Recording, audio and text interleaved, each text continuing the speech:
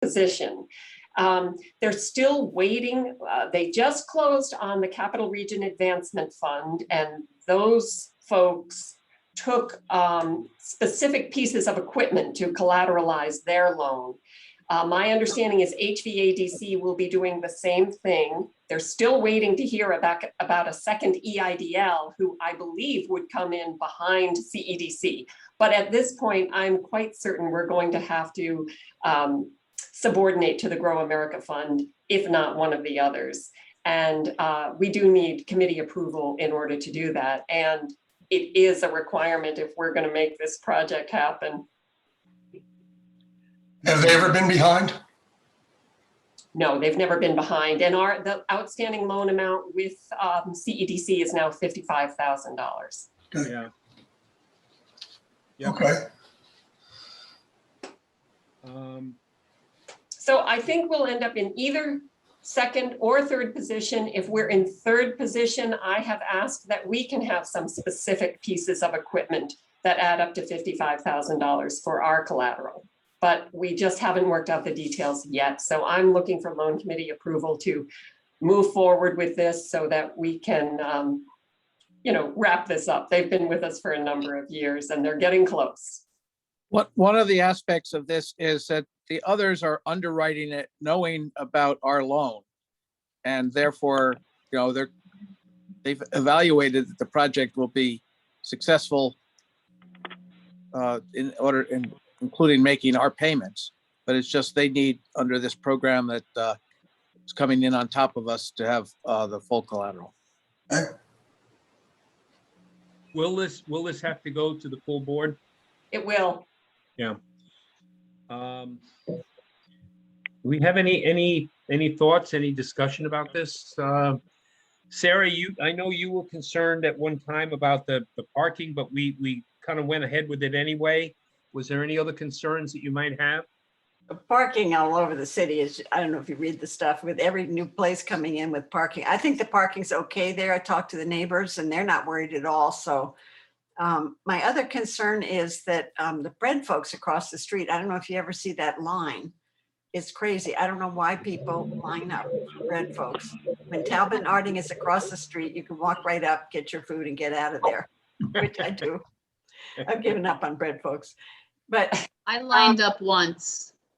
yeah. It's delicious, but I don't know that I'd line up again. Everyone has their favorite coffee and bread place. And I've even seen Mona from Talbot and Arding online at Bread Folks. Oh. But what happened one day, bread folks decided to go back to their original cafe at the bottom of the park there. Did they? They closed the top and went down there for about a week. And they freaked out because nobody followed them. They couldn't, their line did not follow. So I would hate for Talbot and Arding, suddenly they're gone and everybody forgets about them. I don't know if you can address somehow that they've got to have a moving parade or some good publicity so that people really emphasize the fact that they're still in business, they're still there. Even, do those sandwich boards, Talbot and Arding is down the street. It's going to take a bit to move that clientele. It's just walking on Warren Street. Yeah. It's a huge difference now in Hudson with the weekenders. Yes, I agree. And they have engaged a publicity firm from New York that they're working with, as well as marketing people and another food consultant from New York City. Yeah. Great. Yeah. I'll make a motion that we recommend to the full board the collateral change requested by Talbot Harding. I'll second. Okay, so having a motion and a second, all in favor? Aye. Aye. Aye. Anyone opposed? Okay, that is Thank approved. you.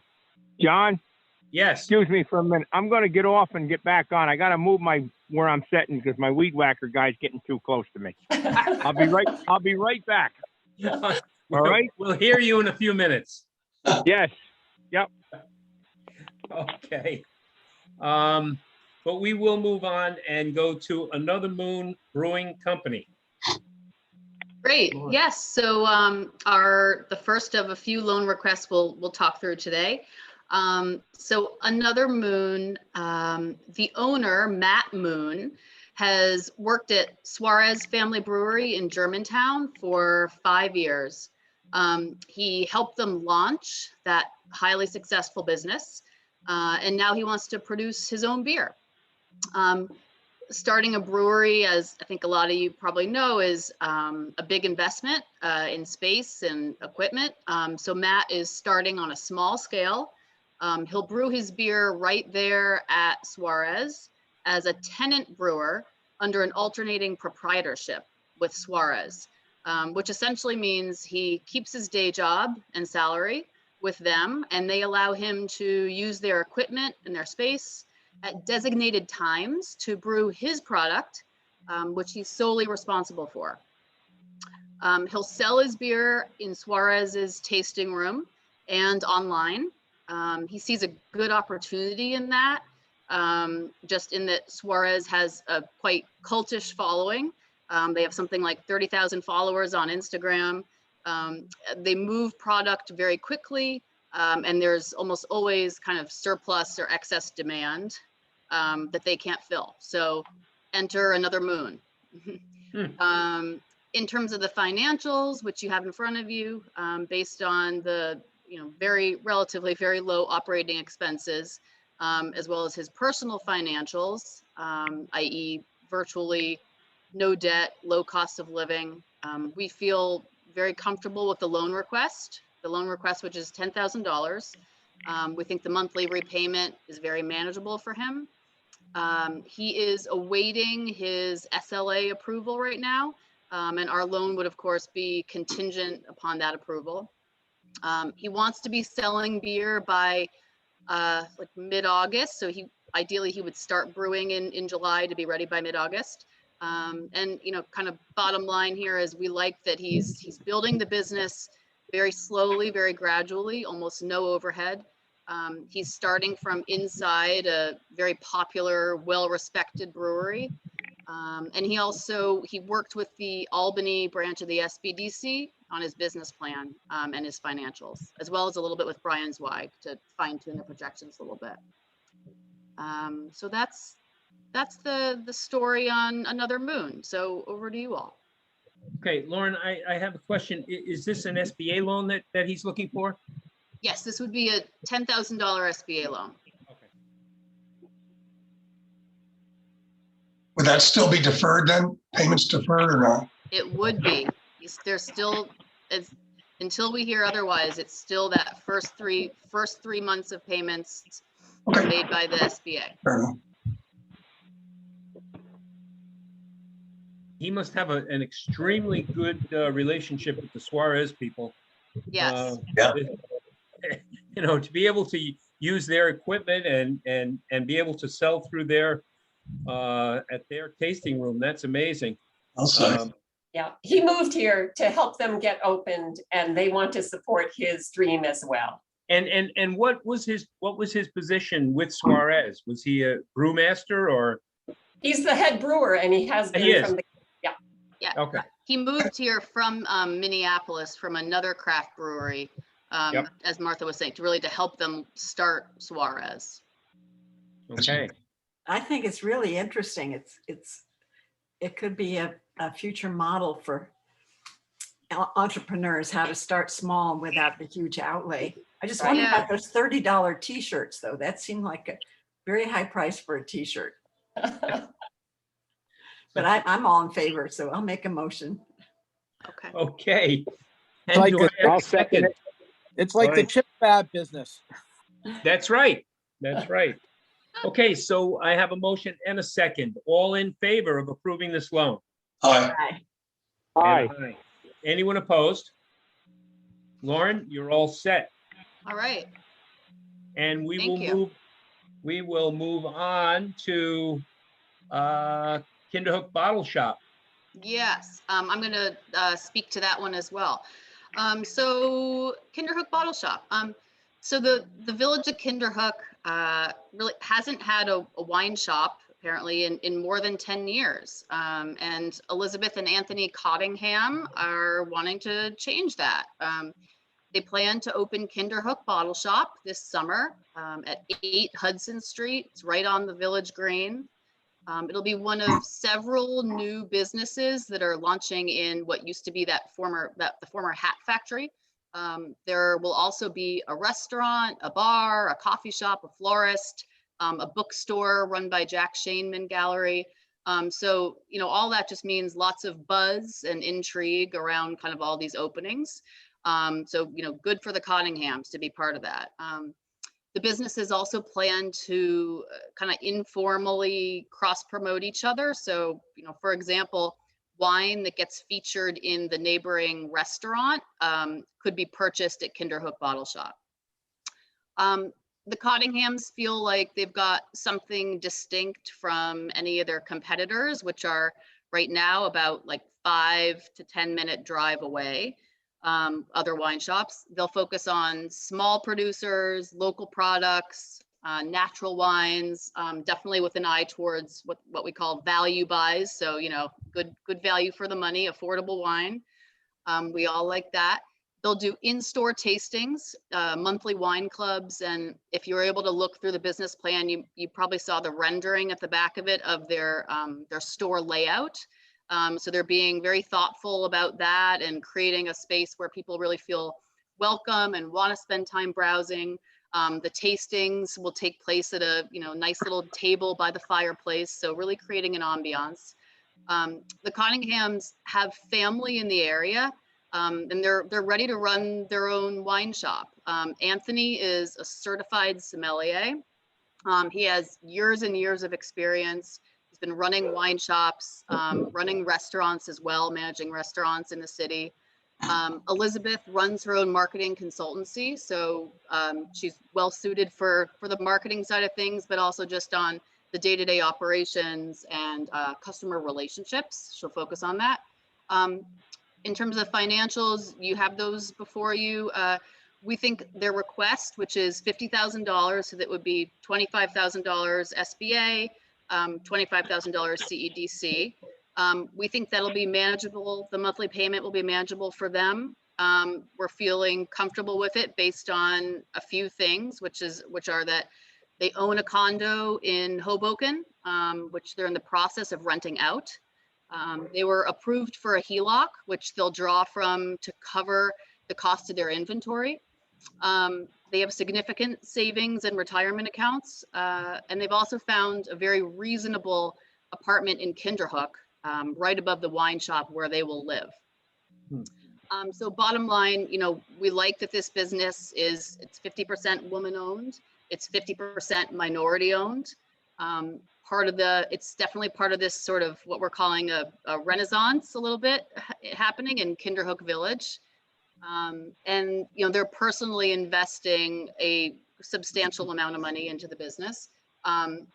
Should just also note that if approved, this loan will be, just like with Another Moon, it would be contingent upon the receipt of their liquor license, which they're in the process of getting that.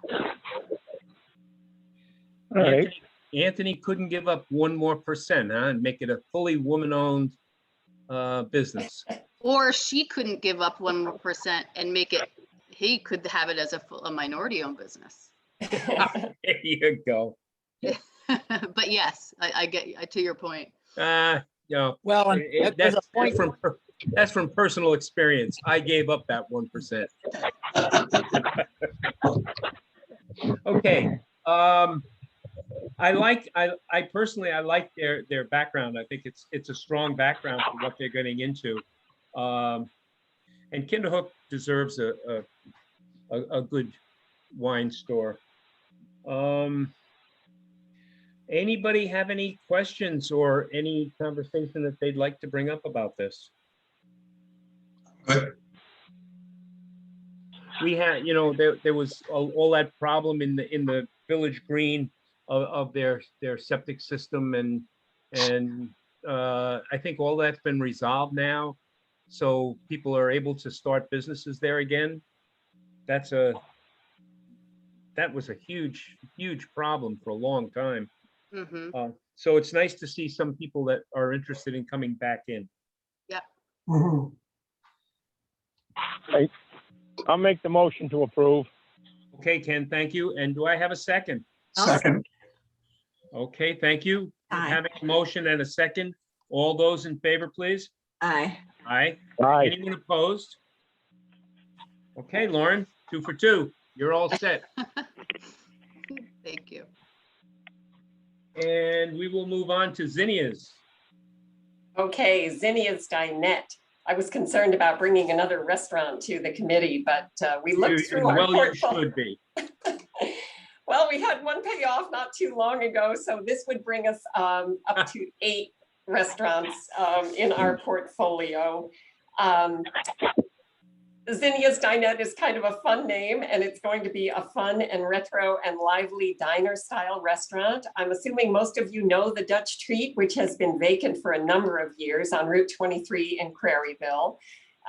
Amy, of course, is very excited to be reopening, and it seems as though people in the neighborhood are as well. We've connected her with some of the folks in Copake. It's actually within the town of Copake.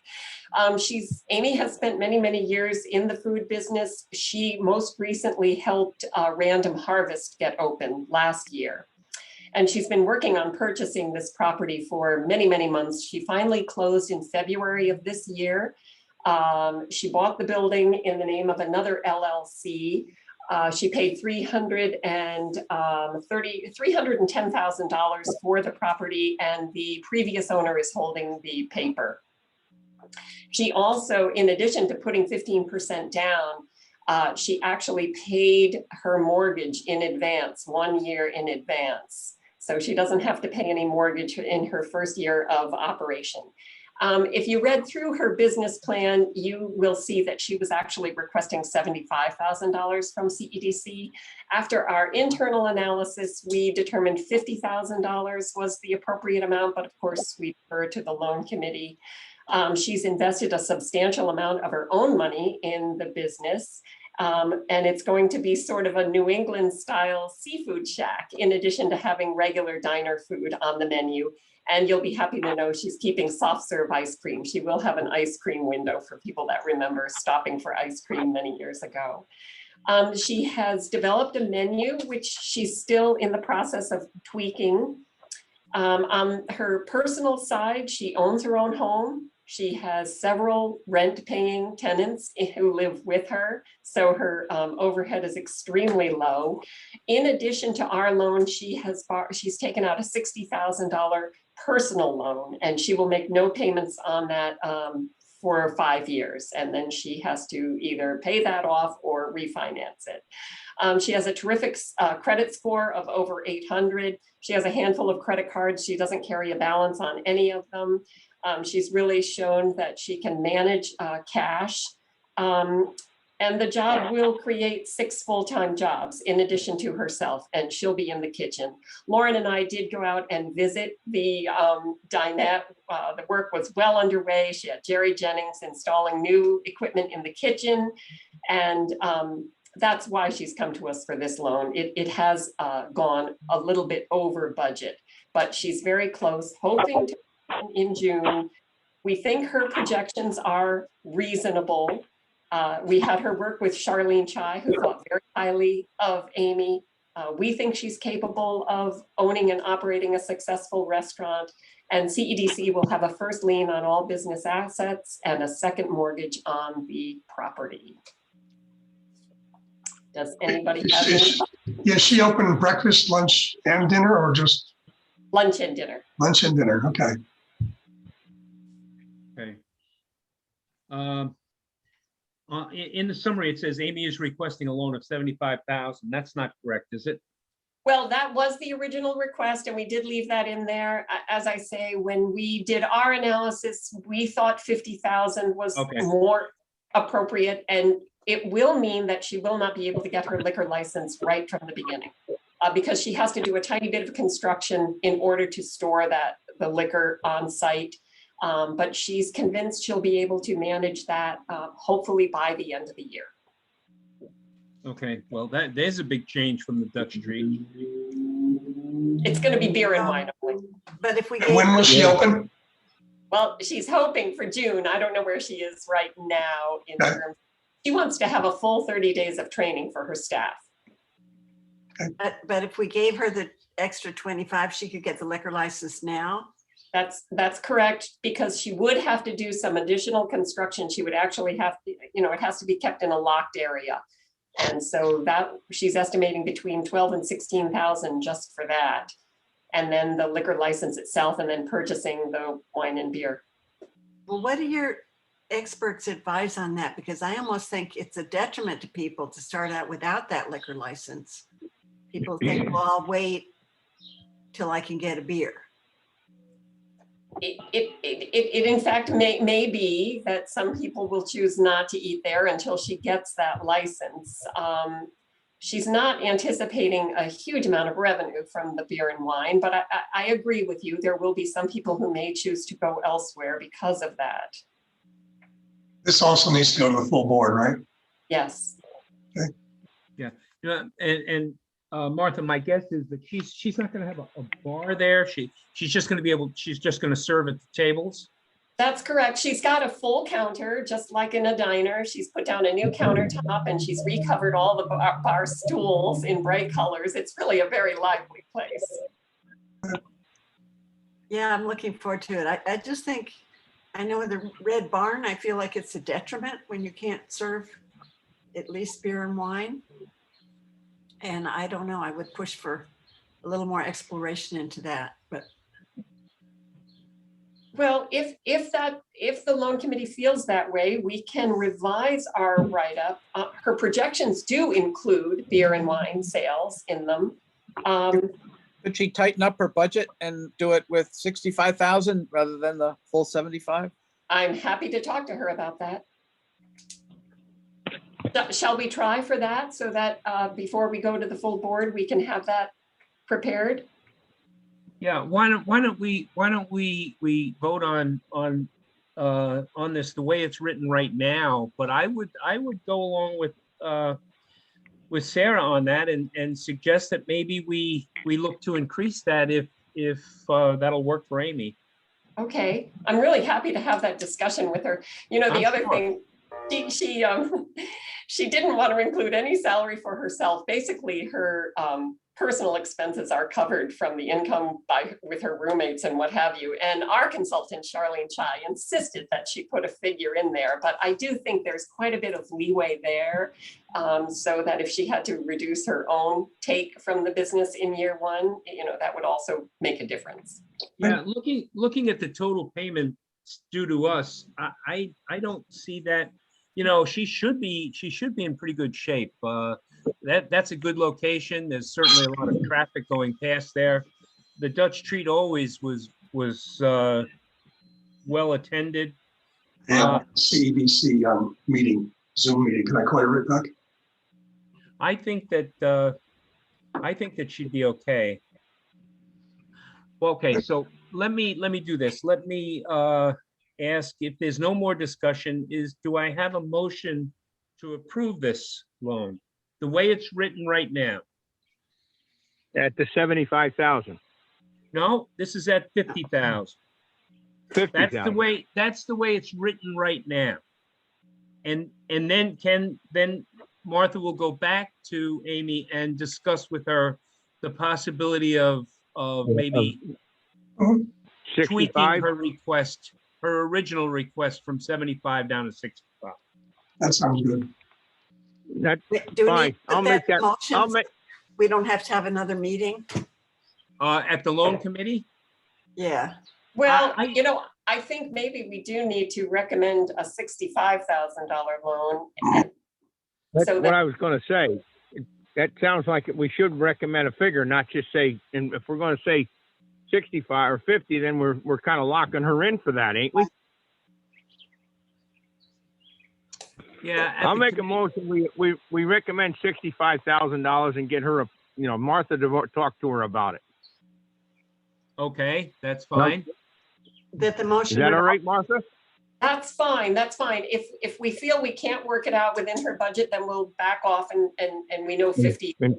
Yeah, good. Okay. Well, the motion could say either or.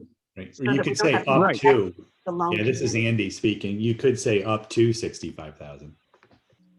Okay, Then word it like that. I'll second it. Up to Okay. 60, the loan up to 65,000. Okay, thanks, Andy. So we have a motion from Ken and a second from Sarah. All in favor? Aye. Aye. Aye. Aye. Anyone opposed? Okay, that loan has been carried. Great. Thank you. So that's not bad. I think that's the first time we've said, we'll give you more. I think so too. I love all these, I think all three are just exciting businesses. Yeah, it is. Yeah. Okay, now the next thing on the agenda is fast forward loans. Yes. As you recall, these are sort of the turbocharged rapid recovery loans. We gave them a new name. These are up to $20,000. They don't require loan committee approval, but we do go through an internal analysis. One of them was approved and has already closed, and that was to the Philmont Pub, $15,000. And we're now trying to get her connected with our QuickBooks trainers because she recently upgraded to QuickBooks in the cloud. But a long-established business who needed some additional funding so she can purchase more outdoor furniture. You know, she wants to be doing more outside this summer and hopefully hiring people. It's just been Elizabeth and her partner doing everything over the past year.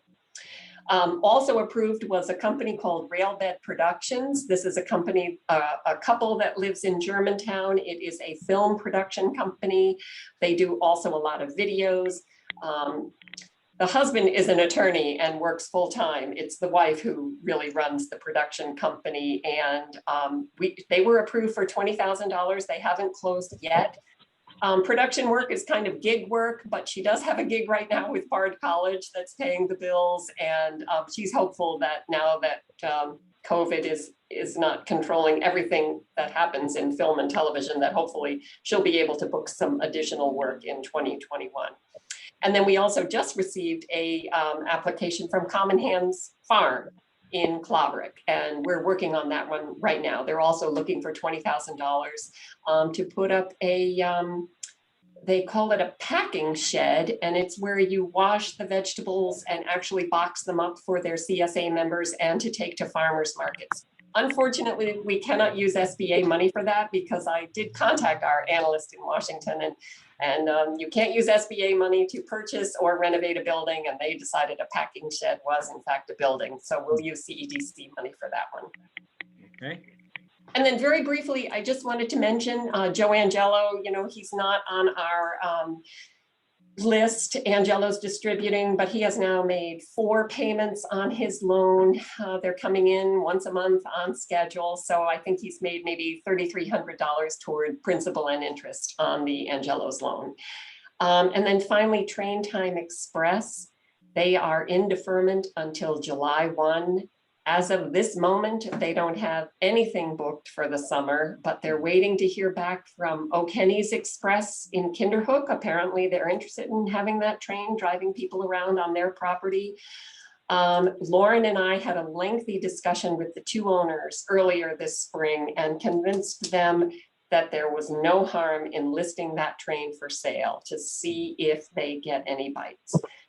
So it's on 2 different amusement rides websites. They have not had any bites yet, but it's listed for sale. They're actively trying to find a place for it this summer. And if they don't, and they don't start making payments on their outstanding loans, I think this is something we're going to have to talk about writing off this summer, unfortunately. Does that mean you become a conductor? Or an auctioneer. Engineer? Here. All right. All right. Okay. Do we have anybody from the public online? And if so, does anybody have anything that they'd like to say? Or any comments? Yeah, I do, John. We spoke at the beginning of the meeting about somehow trying to figure out how to get back to normalization here and have regular meetings. I think there's a number of things we need to follow, and there's no decisions yet, but I certainly would like to hear everyone's input and what do you think and when can we do it and how can we do it and your concerns, and let's try and make an effort. Sounds good. Yep. Mike, that's gonna probably be on, mostly on you. Yeah, I think that, we'll have to, the governor announced this after at 11:30 that he's basically lifting the mask requirements indoors based on the CDC. We can look at it, if obviously we're going to have difficulty with the 3 to 6 foot distance, but, perhaps we could even meet at the college if people thought that was more appropriate than our conference room, which is a bit tighter. Would there be a way to mix it up where some of us could meet in person and some of us could be on Zoom? Could we have a computer set up in our conference room where the Zoom people could be on the screen? So if somebody was either contagious or concerned or didn't want to be there, they wouldn't have to be, but those that did want to be there could be, something like that? I think we've been talking. You can get a decent sized monitor for a couple $100, and it could be, wired to the computer. I've been involved where you have some in the room and some not. It's not ideal, but it's certainly one of the options we could look at and present to the governance committee and the board. Okay. Yeah, for the county, we're looking at that. It's difficult because you've got to have an extra tech person to monitor all of that. So I don't think we're going to do that kind of model, but I'm for I think Zoom works so well for a lot of things like the lunchtime meeting. I don't have to drive anywhere. It saves me another half hour, 45 minutes. And I'm just in Hudson. So I can see having some meetings on Zoom and some meetings in public, because I think we need to see each other face to face occasionally. We do. But I think I'll fully concur with meeting people by face to face anymore. That's for sure. We need to do that. Yeah. Okay, just put it out there. I know this is not the right venue to just make any decisions. We're a loan committee, but we're all on the board, so I just thought I'd bring it up and we can talk. Yeah. Hey, Yeah. Mike, I was telling Dave earlier that Carly is having a trustees meeting today, and a few of the trustees are going to be there, and some of them are going to be on Zoom. So we can ask her how she made out. Maybe that, Yeah. she might give us some guidance. Okay. Okay. Not hearing any other comments, I will accept the motion to close the meeting. So moved. Second. Seconded. Okay, we have a motion and a second. All in favor? Aye. Aye. Aye. Thank you all so much. Yeah, so Everybody. Have a great day. Yep. Thank you, And I everyone. hope my background noise hasn't